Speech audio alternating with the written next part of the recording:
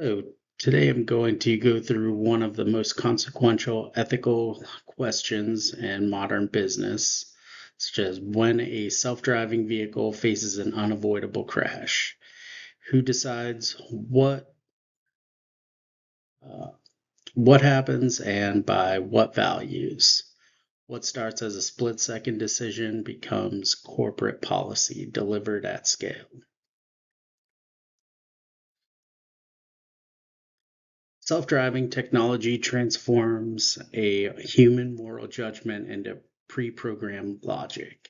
Asimov's three laws, written for science fiction in 1942, uh, basically collapses almost immediately in a real-world accident.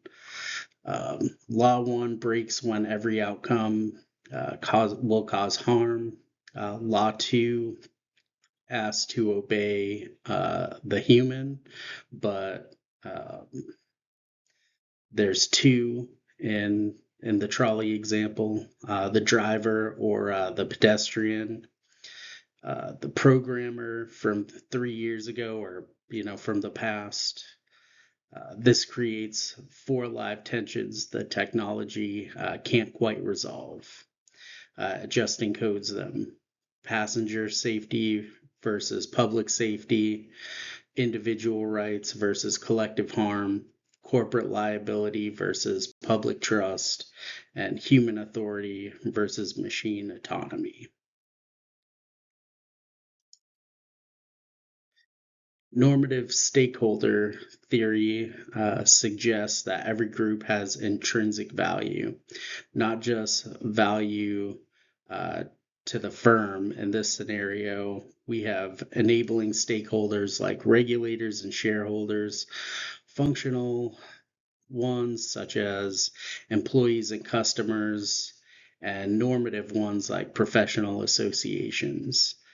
But the critical group is the diffuse group, the latent public, such as pedestrians, bystanders, and people that have never signed the terms of service for this product. They were never consented to be a part of the company's algorithm, yet they can be permanently changed by it.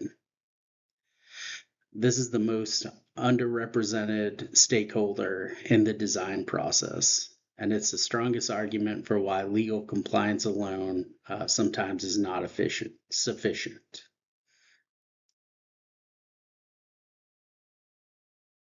Rather than a rules-based compliance approach, there should be a six-step framework grounded in morality.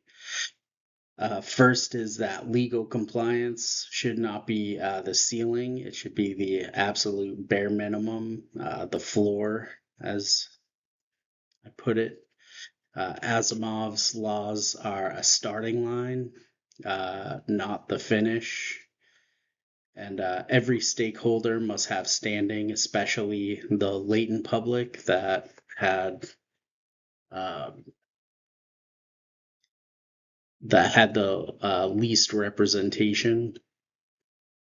Um, and the latent public, the people that interact with this, are all image bearers of God. The implicit social contract means corporations owe good faith public obligations before a product ever ships. Fourth, the virtue ethics, specifically love thy neighbor principles, demand active harm prevention, not just passive avoidance. Human overrides must be preserved. The driver is legally in control of any vehicle. Um, and that is conscience, not code. And govern. Sixth should be govern, disclose, and iterate. Think of the Sarbanes-Oxley Act, but for algorithmic decision trees with ongoing transparency and public accountability.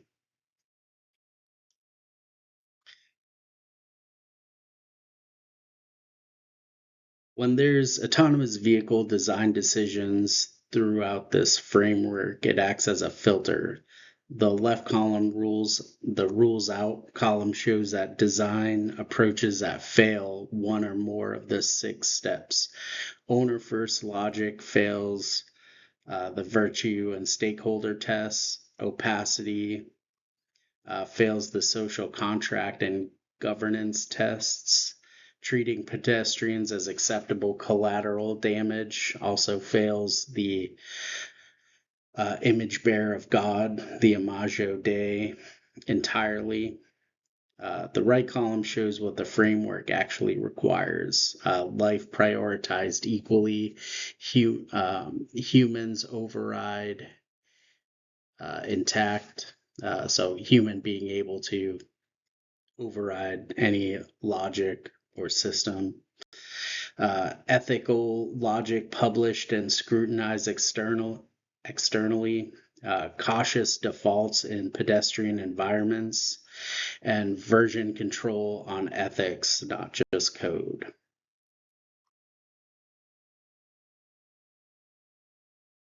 These 6 steps aren't arbitrary, they're grounded in Christian ethics. From Genesis 1:27, that states every person in this scenario, driver, pedestrian, bystander, bears the image of God and cannot be treated as collateral. In Matthew, love thy neighbor, illustrated by the Good Samaritan parable. Means ethics isn't just about avoiding harm, it's about actively preventing it. Micah 6:8 calls for justice, kindness, and humility, which translate directly into being transparent and revisable. And Luke 12:48 reminds us that the greater public exposure demands greater accountability. Code is not conscience. These principles have been built in, not bolted on. These 4 recommendations follow directly from the framework. First is life first, always. Program vehicles to distinguish human beings from objects, treating all lives equally regardless of who owns the vehicle. Second, safety first. Design non-aggressive modes, context aware, caution near school zones and crosswalks, defaulting to hazard mitigation over efficiency.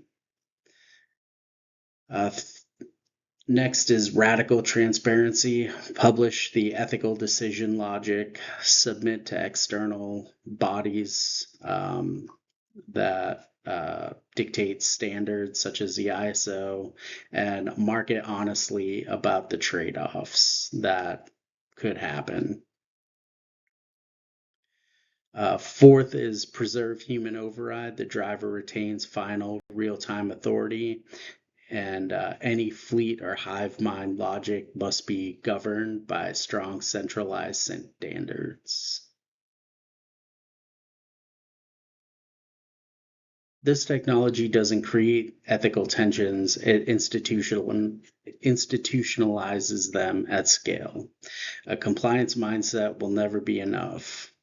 When we anchor our design into being image bearers of God, applying love thy neighbor as an active principle, and commitment to transparency and iteration, Christian ethics and corporate social responsibility stop being competing obligations and become the same thing. As Micah 6:8 puts it, do justice, love kindness, and walk humbly. Thank you.